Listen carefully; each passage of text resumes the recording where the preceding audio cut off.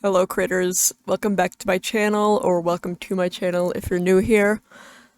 Today I want to talk about something more related to the art community, which I kind of want to start doing a little bit more since if you can't tell, I'm a bit of an artist. So I want to talk about the idea that you need to be making pretty art in order to be able to create a following or to monetize your art at all, and just to go along in your art journey, I guess, and the harm that this causes in young artists' mindsets, as well as the art community as a whole. Yeah, so that's gonna be what the video is about. Roll intro.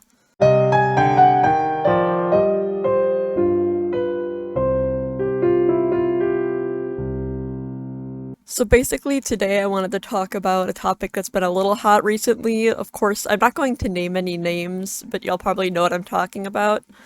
But this isn't about the big drama that's been happening recently, because I really have no say in that, and a lot of people have talked about it already. But I want to talk about something that's been bothering me a while, which is this idea that if you want to be able to grow your art at all in terms of having a following or monetizing your art at all, you have to be drawing pretty Pinterest anime girls in a semi-realistic painting style. Which, don't get me wrong, that art is very pretty, and if you want to draw it, like, go for it, but it's not the only way to go, and also it might actually hinder your growth as an account, but also as an artist, of course, and I'm going to go into a few reasons as to why. So basically, I want to start out by saying that there's a little more nuance when it comes to growing accounts that a lot of people don't talk about, especially large creators. And it may seem like I don't really have a say on this, but back in my old days, I had kind of a sizable Instagram account, and I'm going to talk a bit about that more in a second because it actually really messed me up a bit. But basically, a while ago there was this trend that was going around, and it was on Instagram. If y'all did see it, it was like this audio saying like it was this audio where it was like, quote unquote, "Your art's so good, you must have a lot of followers," and it would go to their page and it would be like lower your expectations to zero, and it would show that, oh my god, they only have like 200 followers. That's insane. And people, like a lot of people were posting this, a lot of people were using this in the algorithm in order to get a following, and of course, like, I totally understand using the algorithm to get a following like that. But just the sentiment behind it kind of rubbed a lot of people the wrong way, because there is a lot more that goes into getting a following than just having good art. I know that might be like a hot take, but when it comes to having a following, I think a major part of it is having kind of this mindset of being able to, I feel like a lot of people who have large followings have a kind of persona that they have on, but also even if it's just themselves, I think it's something that people like to latch on to, having creators that they personally like rather than just like their art, where of course I do follow a lot of artists that I don't exactly know much about them, but their art is pretty. But I think that there's also ways in which personality is conveyed through art as well, which is what really can help an art account stand out, I think. And in the first place, when it comes to having pretty art and growing an art account, what these large creators aren't telling you is that a lot of the times blowing up as an account is all based on the algorithm. No offense, it's all luck based. I know there's some skill based, it's all that, but a lot of it when you like get a big banger post can fully be based on luck, which is, it's not fun. It's not good to be waiting around waiting for something to hit the algorithm, but it's not like if you go on and you have like godly art that you'll suddenly just be making like thousands and thousands of dollars.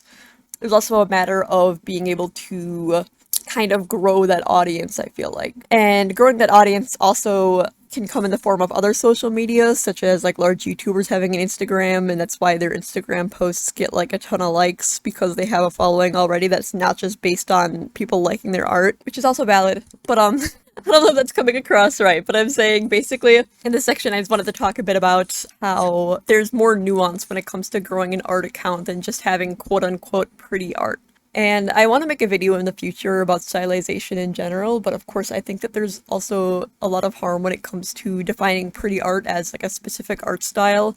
And you all know the one. I feel like there's a lot of harm in doing that, because I think it hinders artists who want to experiment in terms of stylization and everything like that, because a lot of people just look at stylized art and go, oh, that's bad. Like, A lot of non-artists tend to look at stylized art and be like, why does this look bad? Because they don't have the artist brain of knowing that something is done on purpose, I guess. And there's a lot of stylized art styles that get a lot of flack for that. But anyways, that sounds a little pretentious. I'm sorry, but you know what I mean.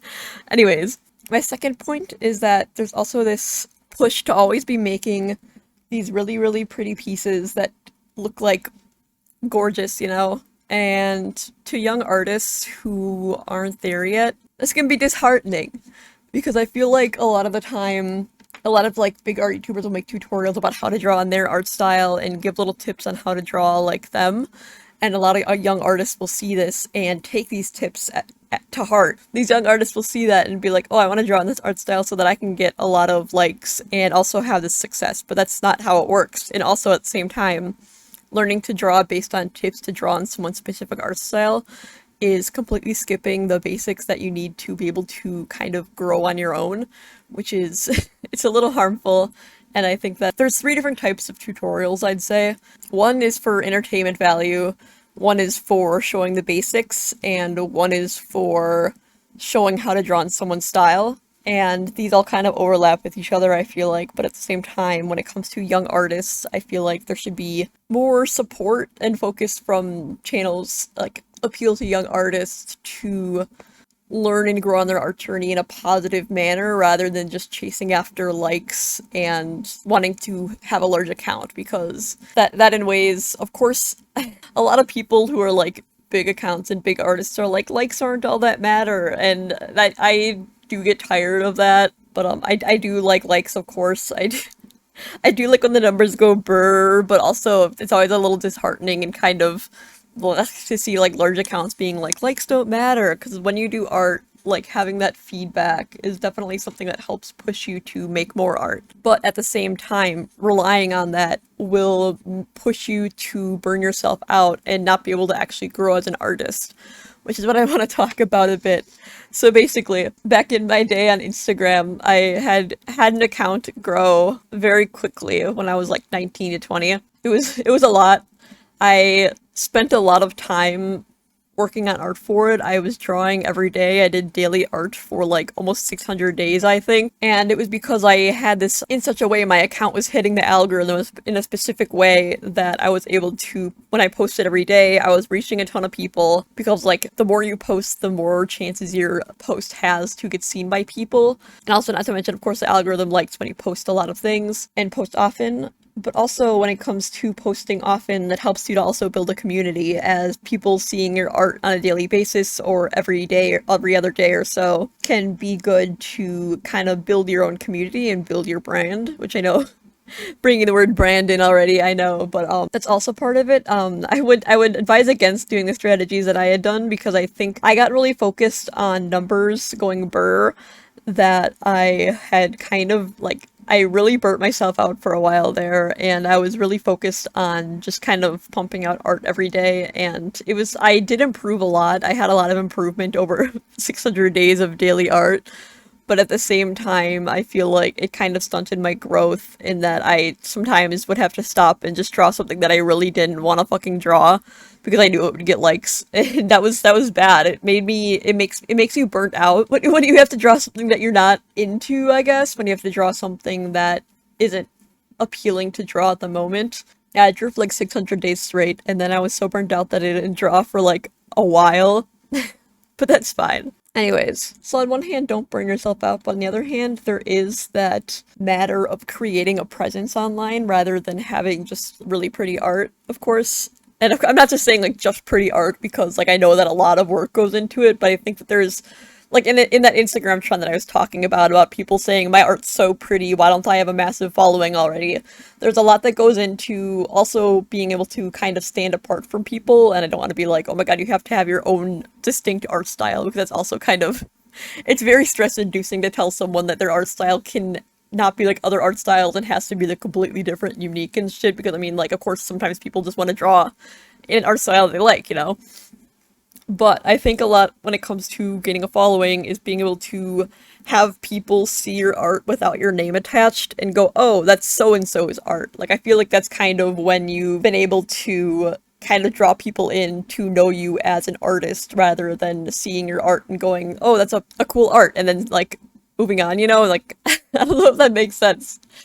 But you know, and also when it comes to that, I feel like a lot of being able to kind of grow your art style into something that you really like and have fun with is to experiment and kind of do things that you're not as comfortable with when it comes to drawing, and making sure to like push yourself when it comes to different aspects of your art, even if it doesn't look pretty. I think what can really stunt a young artist's growth is like my third point is that if you spend too much time trying to make something look perfect and pretty, it can really one, it can really burn you out if you're not enjoying the process, and two, there's also that perfectionism in there when it comes to being, I want to post a really pretty, perfect drawing and have people like it, but if it doesn't turn out the way that you want it, then you just won't post it at all, and you just spent tons of time on a post that you're not even going to post because it ended up looking wonky or something, or that it's not as perfect as you wanted it to be, which is not a fun mindset to have. And I think when it comes to posting,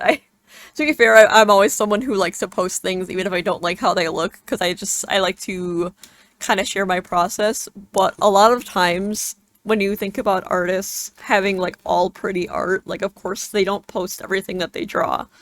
Like I have backlogs upon backlogs of like really, really shitty sketches of heads that will never see the light of day.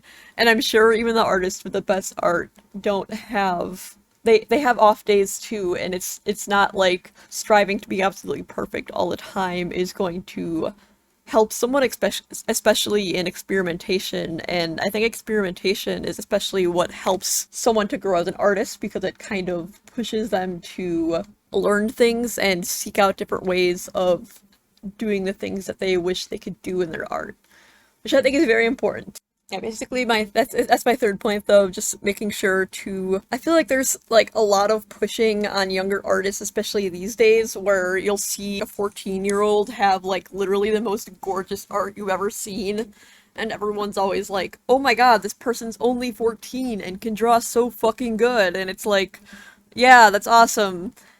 But it kind of gives a weird expectation upon younger artists to like be good for their age, I feel like, and that's also make art that they don't quite understand how to make yet, especially when it comes to trying to copy art styles of artists that they think have pretty art, which is also valid. But also when it comes to that, I feel like there is a lot of stigma against younger artists and their art styles. Kind of, like, of course there's a lot of bullying in the art community towards younger artists that don't have these beautiful, gorgeous art already, you know, and I feel like that's something that we need to kind of destigmatize. And of course we can always be like, oh my god, this person's only 14 and is so amazing at art, but I feel like at the same time we should also be uplifting the growth of younger artists that are learning for themselves and being able to grow as an artist based on their own want to be able to grow as an artist, which I think is very valuable to a young artist. And yeah, I think that it's just, I don't want to call some of the art community harmful when it comes to pushing this idea of getting likes and having perfect art to young audiences, because again, like I feel like a lot of these YouTubers, not a lot of them, I don't want to name names, of course, I don't want beef. I'm just a little guy. I don't want beef. I'm little. But basically, I think that some artists that are very big in the community tend to have very young audiences based on their content and their style of content. And these same artists are the ones who will push this kind of humorous, like self-deprecating narrative of relying on likes and only drawing for the likes and drawing to be perfect. And that's just, I don't think that affects young artists well, because I remember being a young artist and being wholly intimidated by artists that I thought were like, that I put up on a pedestal. But yeah, even when it comes to having likes, and there's also the monetary thing of it, a lot of people can be like, I want to have a lot of likes and followers so that I can have a career out of art and not have to work in a sad, sad job and not be able to do art anymore because I'm too burnt out, which is completely valid. I'm not someone who's gonna be like, don't strive for monetizing your art, because of course I'm always trying to, I want to grow my own art career as it is. But there's more nuance when it comes to the idea of selling out versus not monetizing your art.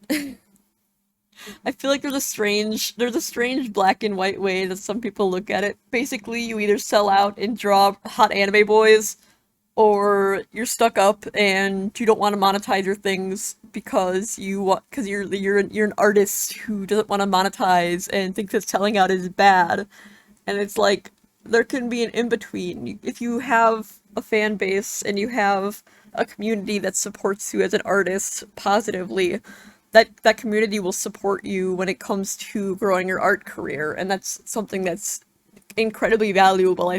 But there's a lot of value when it comes to having a community that supports you as a person along with your art. And I feel like that's the point that I'm trying to get at this whole video, is that it's not just the pretty art that makes you a good creator, and having to strive towards that is actually harming young artists into not exploring their own artistic journeys as they grow.